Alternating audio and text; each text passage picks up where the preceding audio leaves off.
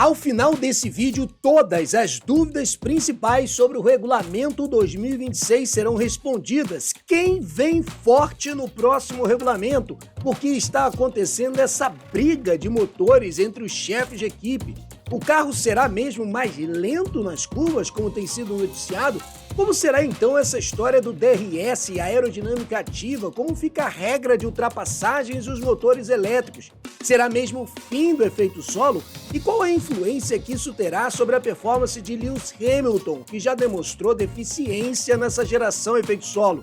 E também, por que a regra tem que mudar toda hora na Fórmula 1? Todos os dias às 18 horas eu coloco um vídeo em pré-estreia sobre os assuntos principais da Fórmula 1 e esse vídeo é feito para você que gosta dessa parte de engenharia, tecnologia e gosta de compreender a Fórmula 1 por esse aspecto mais técnico e real daquilo que a gente vê nas pistas. Bora pro conteúdo!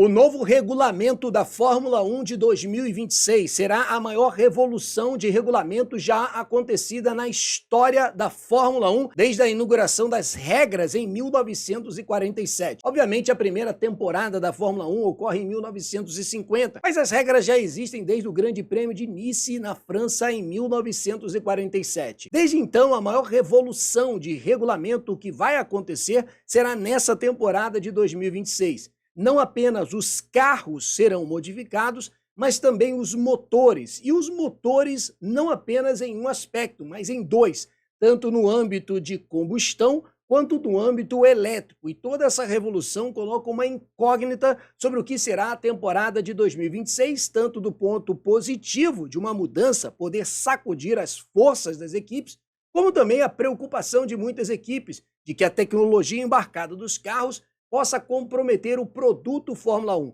o espetáculo da categoria e que a gente vai falar bastante nesse vídeo.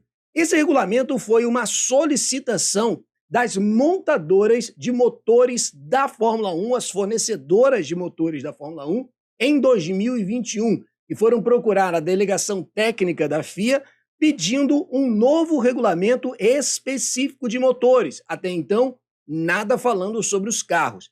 Isso porque as fornecedoras que trabalham com essas montadoras querem que a Fórmula 1 e o automobilismo em geral vá na direção daquilo que é o parque industrial ou o futuro do automóvel.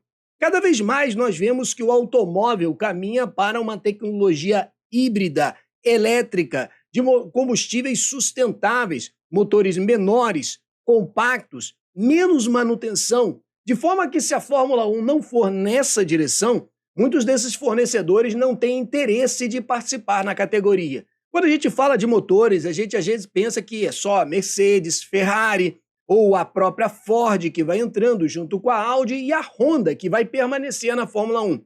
Mas cada uma dessas montadoras tem dentro do seu motor vários outros fornecedores que têm o interesse de desenvolver um motor dentro daquilo que será o que ela vai utilizar no parque industrial. Se ela olha para a Fórmula 1 e não vê isso no regulamento, ela simplesmente não participa ou da Fórmula 1 ou do automobilismo em geral. O automobilismo é um parque de desenvolvimento pago com o dinheiro dos outros. Quando um patrocinador injeta capital em uma equipe, essa equipe utiliza esse recurso para desenvolver o seu time e, consequentemente, comprar os componentes e os serviços desses outros fornecedores, e se esses serviços vão na direção do que não é o desejo deles, eles não vão participar. Sendo assim, os motores que foram pedidos foram mais elétricos, e a medida foi para adotar isso a partir de 2026.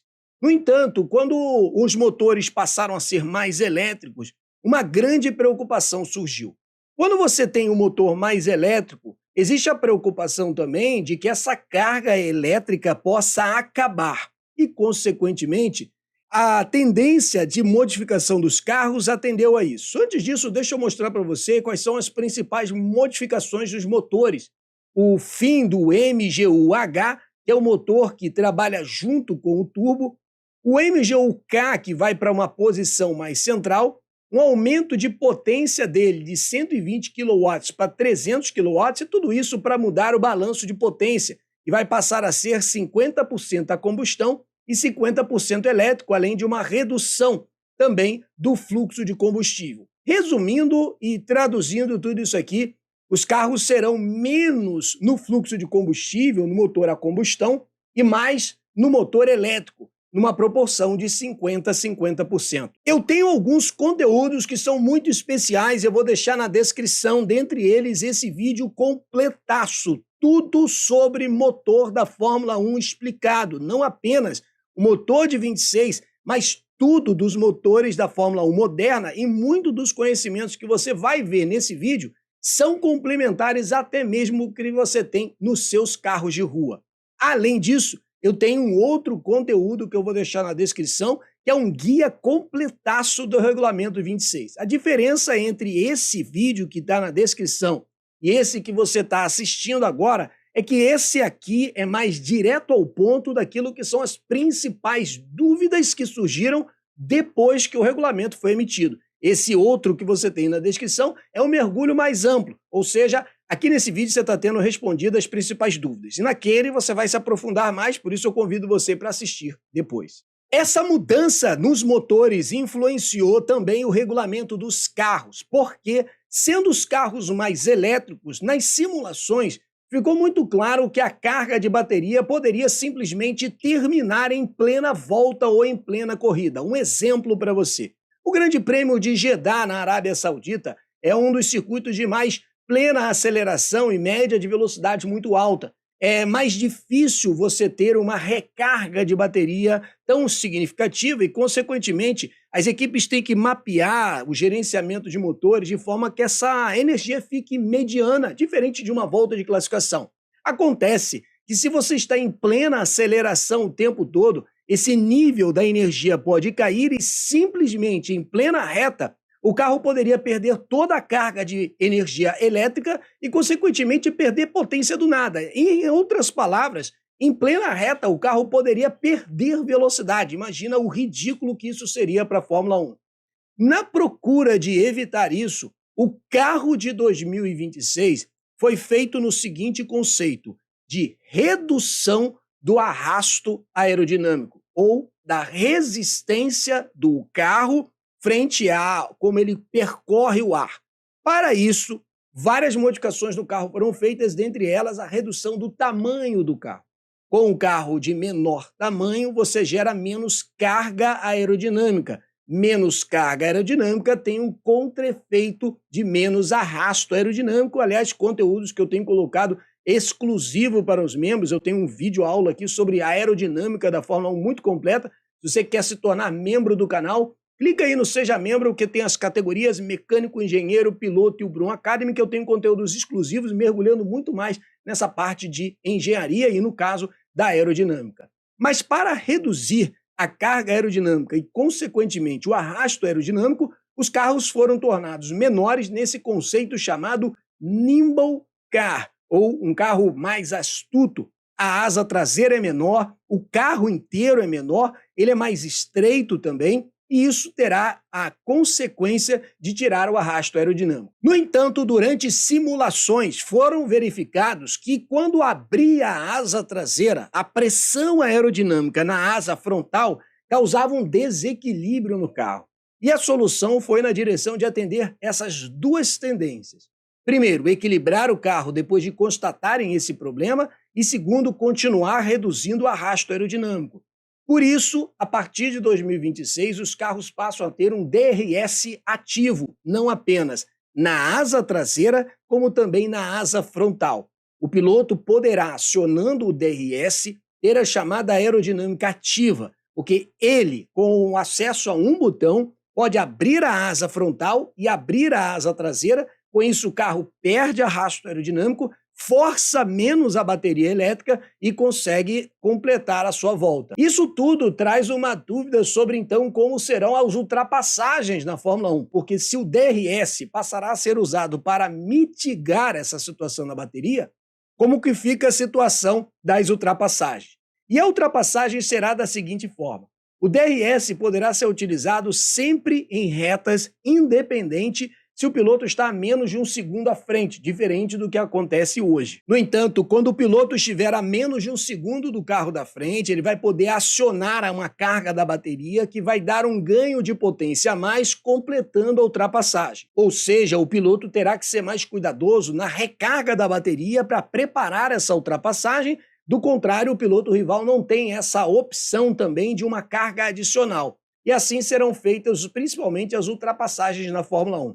Uma outra questão é o fim do efeito solo, que tem sido tão comentado. Primeira coisa importante de se dizer é que efeito solo sempre existiu na Fórmula 1 desde 1978, mesmo que ele não seja tão proeminente ou tão destacado. Inclusive, o fato daquelas placas embaixo do carro serem colocadas no Fórmula 1 veio porque uma das linhas de investigação do acidente de Ayrton Senna em 1º de maio de 1994 foi justamente porque o carro pode estar muito pesado naquele início de corrida e o efeito solo estolou o carro, ele perdeu a aderência indo chocar-se no muro. Isso é um assunto para um outro vídeo, mas eu só estou demonstrando para você que o efeito solo existia já naquela época. Acontece que em 2022 a 2025, foi dada uma ênfase na geração da carga aerodinâmica a partir do efeito solo em termos de 75% da carga aerodinâmica de um carro. A partir de 2026, essa carga aerodinâmica será reduzida para 30%, o que dá a entender que será o fim do efeito solo, o que não vai acontecer. 2020 para 2021, por exemplo, uma das pequenas modificações feitas nos carros foi um corte no assoalho na parte de trás, justamente para reduzir o efeito solo e, consequentemente, levou os carros da Fórmula 1, principalmente a Red Bull, a utilizar um conceito de reiki alto, procurando fazer um difusor, uma espécie de geração de carga aerodinâmica, ou seja, efeito solo já existia naquela época. Por conta disso, muito tem sido falado de que Lewis Hamilton pode finalmente ter o seu tendão de Aquiles ou seu ponto fraco minimizado, porque ficou evidente, ainda mais nessa mudança da Mercedes para a Ferrari, que o problema é com o Hamilton, admitido pelo próprio piloto, de que não conseguiu se adaptar aos carros de efeito solo. E eu tenho alguns conteúdos aqui no canal que explicam bastante sobre isso. Principalmente esse vídeo, finalmente Lewis Hamilton admite fraqueza, que eu vou deixar na descrição, onde ele explica as dificuldades que ele encontrou com essa geração efeito solo. Mas isso significa, então, que Hamilton vai ter vida fácil no próximo regulamento? A grande questão é que tem sido colocado que o problema de Hamilton é o efeito solo, o que não é bem assim. O problema de Hamilton com o efeito solo é que no efeito solo é preciso guiar o carro sobre um determinado estilo de pilotagem que mantenha a plataforma equilibrada, de forma que o carro seja menos arisco em termos do contorno de curva, mais equilibrado. E esse é um estilo de pilotagem que também será necessário em 2026, porque uma das questões do carro, além da redução da carga aerodinâmica, será o estreitamento dos pneus, o que também vai reduzir várias ferramentas que o carro tem para atacar as curvas. E o estilo de pilotagem de Hamilton é de atacar as curvas de uma maneira tão agressiva que desarmoniza o carro, ou seja, os problemas que ele teve no efeito solo se perpetuam quando se fala de estilo de pilotagem para 26. Isso não quer dizer que é o motivo de decretar o fim da carreira de Hamilton na Fórmula 1, mas sempre enfatizar o que viemos falando no canal desde quando esses problemas surgiram há 4 anos atrás, em 2022. Hamilton precisa adaptar o estilo de pilotagem, precisa se envolver mais com a Fórmula 1, menos com atividades extra-Fórmula 1, se ele quiser continuar vencendo. Do contrário, é isso aí que ele está tendo de resultado. Mas quem vem forte na Fórmula 1 2026? Essa é uma pergunta tão recorrente, toda live tem alguém fazendo esse tipo de pergunta e a tendência sempre a gente acreditar numa Mercedes forte por vários fatores. Primeiro, é que a própria Mercedes, no seu histórico, ao retornar ao automobilismo como um todo, depois do acidente de Leclerc em Le Mans, quando a Mercedes abdicou de estar no automobilismo, retornando em 1989, numa parceria com a Sauber, como fornecedora de motores sempre foi estar ligado aos motores no automobilismo. Na Fórmula 1, comprou a antiga Ilmor, se tornou fornecedora de motores, inclusive dos títulos da McLaren de 1998 e 99 e da própria Brown GP de 2009, para então se tornar equipe própria. E também, em 2014, início da era híbrida na Fórmula 1, a Mercedes demonstrou um know-how muito melhor quando a sua capacidade do motor elétrico se tornou o fator que é o diferencial da equipe desde então, nesse período de domínio da Mercedes. Em termos de regeneração da bateria, eles tinham mais capacidade do que os motores das demais fornecedoras. Fora todo esse histórico, é o próprio Toto Wolff quem demonstra uma confiança muito grande com esses motores, porque no debate que começou a surgir entre os principais chefes de equipe, a ideia é de que essa proporção de motor elétrico possa ser reduzida, porque há uma preocupação geral de que esses carros possam simplesmente perder carga de energia elétrica e isso não seria bom para o espetáculo. E de todas as equipes, a Audi e principalmente a Mercedes, com o Toto Wolff dizendo coisas veementes, prova que eles estão muito preparados para essa geração.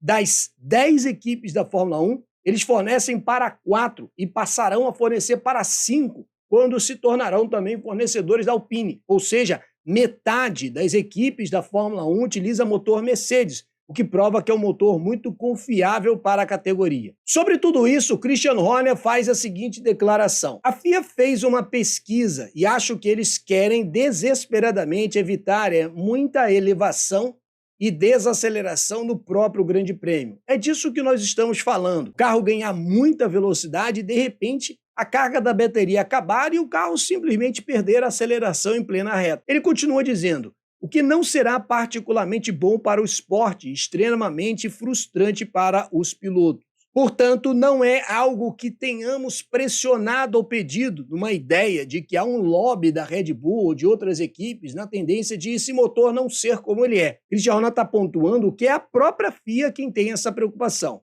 E se eles estão fazendo isso no interesse do esporte, então é preciso apoiar. Uma opinião totalmente diferente tem o próprio Toto Wolff com a Mercedes, quando ele diz: ler a pauta da comissão da Fórmula 1 é quase tão hilário quanto ler alguns dos comentários que vejo no X, ou antigo Twitter, sobre política americana.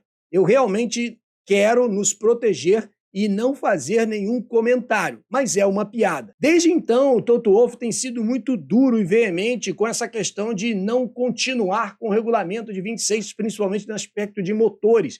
E isso é o que a gente pode considerar que é o fator que a Mercedes possa vir forte no próximo regulamento. Porque o discurso de Toto Wolff é vamos fazer, e o discurso também da Mercedes é que o regulamento está bom. No entanto, outras equipes têm uma opinião diferente sobre isso. O próprio Toto Wolff continua insistindo e dizendo: há uma semana houve uma reunião sobre motores e coisas assim acabam na pauta novamente, ou seja, o debate não termina. Andy Cowell, o chefe da Aston Martin, disse o seguinte: com Jeddah como exemplo, trata-se de um circuito longo e com uma quantidade fixa de energia a ser utilizada e, portanto, as reduções de potência são diferentes de outros circuitos mais curtos, que é uma característica de um sistema híbrido. Por isso mesmo usei o exemplo de Jeddah nessa orientação, porque é um circuito que você vai ter menos oportunidade de recarga de energia elétrica, ou seja, é um circuito que pode potencializar toda essa questão dos motores elétricos em debate. Será diferente. É ruim? Não tenho certeza. Teremos todos a mesma coisa, não é? Então, o fundamental é que todos tenhamos as mesmas regulamentações técnicas. André Stella, chefe da McLaren, disse o seguinte: o princípio que quero deixar bem claro é que é responsabilidade de todas as partes interessadas garantir que os regulamentos 26 sejam bem-sucedidos, porque não faz sentido as equipes competirem entre si se não tivermos um bom esporte. Ele está pensando no ponto de vista do espetáculo. Manter a conversa aberta, ou seja, diferente do que Toto Wolff pensa, e considerar ultrapassagens, distribuição de energia, coleta de energia, tudo que determina a qualidade do produto e, portanto, do espetáculo, a saúde do negócio, devemos analisar isso e não devemos dizer que está congelado. Repara que ele foca na questão do produto, ou seja, ficaria muito ruim para a Fórmula 1 se por conta desses motores, simplesmente o equipamento parasse a bateria no meio de uma reta de Monza e aquilo seria muito ruim para o espetáculo. Esse é o debate do momento, esse é o debate que está acalorado em 2025, por isso a gente tem lido muito sobre isso na imprensa. Eu vou deixar na sua tela esse vídeo, é muito antigo, é uma filmagem mais arcaica, mas você terá respondido todas essas questões do regulamento de 2026 de forma mais ampla. Mas também te convido a participar das nossas lives do meio-dia, onde você tem a oportunidade de me perguntar mais diretamente sobre essas questões. Muito obrigado por assistir os nossos vídeos.